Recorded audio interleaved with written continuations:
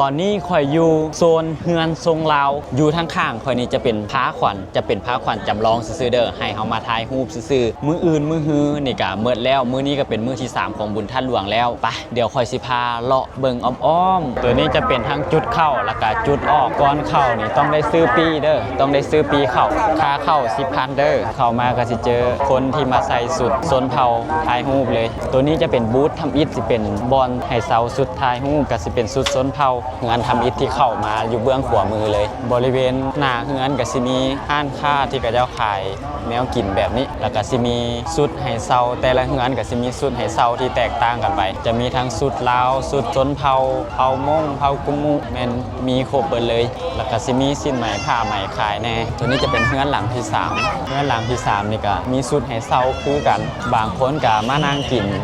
ข้าว เข้าใจจะได้สิย่างมาซื้อน้ำถัดมานี่จะเป็นห้านผ้าไหมแล้วก็มีทั้งสุดให้เซาพร้อมนอกจากนั้นก็ยังมีพวกเครื่องประดับหลากหลายอย่างไผมา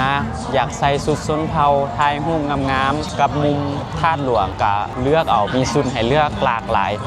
แล้วก็ย่างเข้ามากลางนี่จะมีเขาเจ้าแสดงรูปเงาแบบนี้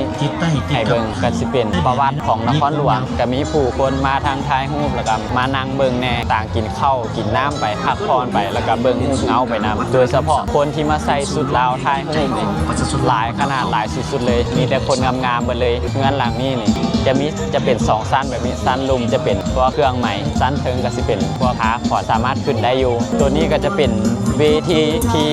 เขาเจ้าเอาไว้แสดงบ่ว่าจะเป็นงานศิลปะงานฟ้อนขับลำอย่างต่างๆแล้วก็จะมีเป็นเตียงแบบนี้เอาไว้ให้นั่งให้ทรงการแสดงจะมี2ฝั่งให้แบบนี้เลยพอยางมาสุดนี้นี่สะดุดตาสุดเลยคล้ายกับสุดพญานาคมาโซนฝั่งนี้นี่จะเป็นพวกนั่งกินข้าวล่ะจะเป็นพวกอาหารแล้วมาฟังนี้แล้วก็จะมีบอลนางให้แบบนี้พาเข้าแบบนี้ยายไปเลยคนมาใส่สุดลาวถ่ายรูปนี่หลายอีหลีโคตรหลายเลยเข้ามาโซนนี้บ่ได้หมายความว่าเจ้าต้องได้เซาสุดหมดทุกคนเด้อไผที่มีเงื่อนไขอยากเซาอยากใส่สุดลาวอยากย้อนยุคก็สามารถเซาได้ไผที่บ่มีจุดประสงค์อยากเซามีแต่อยากถ่ายรูปธรรมดาแต่งตัวมาแต่บ้านแล้วก็ตามสะดวกได้เลยเด้อโดยรวมก็สิเป็นประมาณนี้สำหรับไผที่ยังบ่ทันมากับมาเด้อฟ้าวมามืออื่นมือฮือเหลือเพียงแต่2มื้อเท่านั้นวันที่4กับวันที่5มื้อนี้กับวันที่3แล้วถ้าว่าเจ้าพลาดโอกาสนี้ไปก็เป็นปีหน้าพุ่นที่เจ้าจะได้มาใส่สุดลาวใส่สุดชนเผ่าบ่ว่าจะเป็นเผ่าแล้วลุ่มแล้วสูงแล้วถึงก็ฝากไว้เด้อไผที่ยังบ่ทันมาก็สวนกันมาเด้อ